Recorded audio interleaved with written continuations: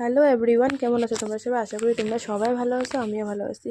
আজকে অনেক সকালে উঠছি আর টাইমও পাই না, জানো মোবাইলটা আজকে ইউজ করতে, আজ কিছু পোস্টও করতে পারিনি। তো 11টার থেকে আজকে ভিডিওটা স্টার্ট করতেছি।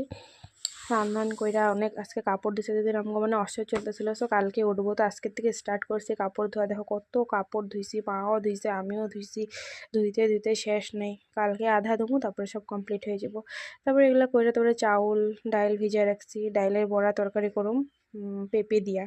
দেখো ভাত আমার ফুটতেছে জল, ভাত নামাই দেবো। তো পেঁপে পারছে, দেখো গাছটা মরিয়ে গেছে, কত পেঁপে খেয়েছে আমরা এই গাছের থেকে। দেখো পেঁপেটা পারছে, আর দেখো কচু গ্রেট করে রাখছে লবণ মাইখা। দেখো পেঁপে আলু কাটা কমপ্লিট হয়ে গেছে, ডাইলও পেস্ট হয়ে গেছে। আর মশলা একটু পেঁয়াজ দিচ্ছে, আদা লঙ্কা।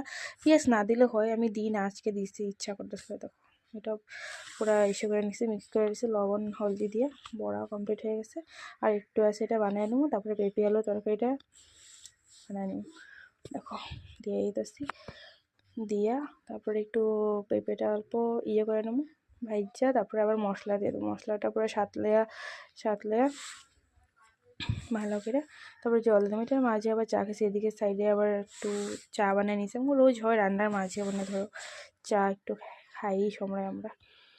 গরু দিতে চা কে খাইবা জলদি এসে বাম ঘরে, আমি বানিয়ে খাওয়ার মতন করে।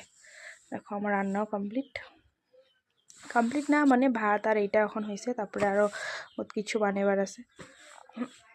দেখো বড়াটা আমি যে লবণ মেখে রাখছিলাম ধুয়ে ভালো করে, চাউলের পাউডার, তারপরে দিয়ে চাউলের গুঁড়া কাঁচা লঙ্কা পেঁয়াজ এগুলো দিয়ে করছি। রান্না হয়ে গেছে আমার করতে করতে সব কিছু।